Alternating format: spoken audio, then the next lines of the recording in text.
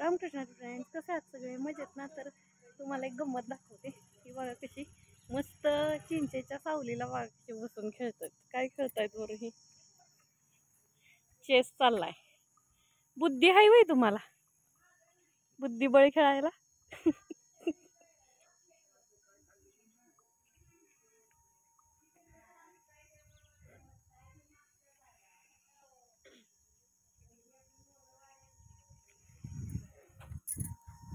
आणि आता आम्ही निघालोय कोयलताईंच्या गावची यात्रा आहे आणि तिकडे जाणार आहे आम्ही कोयलताईंच्या गावच्या यात्रेला. तर फुई आले तर आम्हाला न्यायला.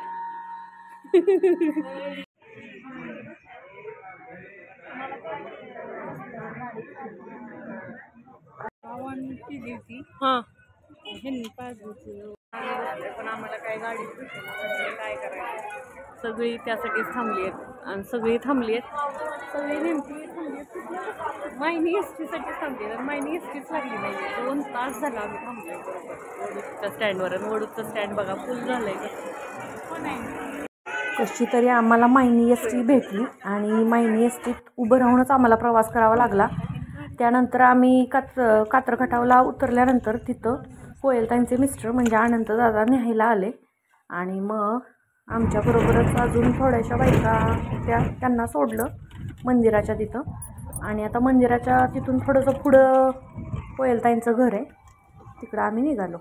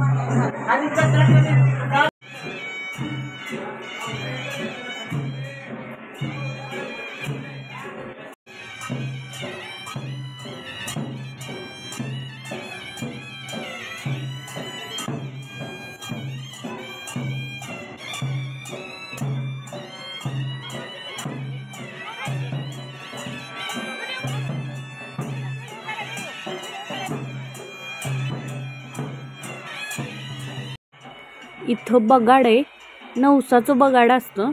बगाड म्हणजे ती मोठे अशी काठीसारखं दिसतंय ना, त्याला त्याच्यावरती दोरी लावलेली आहे ना, त्याला जी कोणी व्यक्तीनं नवस केलाय तिला बांधलं जातं आणि असं वर उंच नेऊन गोल फिरवतात.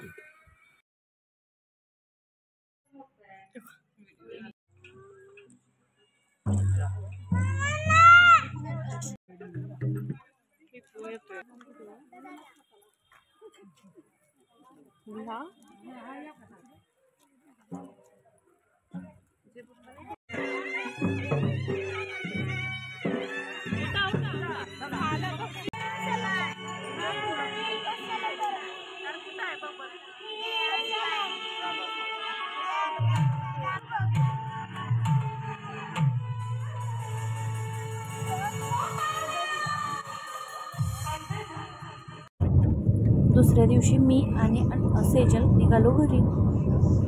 फुई तिथंच राहिलेल्या, कारण खरी यात्रा त्या दिवशी होती पण आम्हाला काही काम होतं त्यामुळे सातारला जायचं होतं म्हणून आम्ही आलो माघारी return.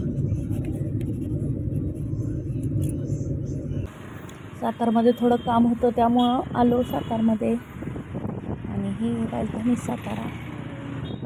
I know you told your friend you're not okay, and tell me what's wrong and why you never said you felt that way. Guess you're trying to stay strong and fake a smile until I look away. But I've known you too long, it hurts to watch your blue eyes fade to gray as you fade away, as you fade away. सातारमधलं काम आवरून आम्ही निघालो घरी. चला bye.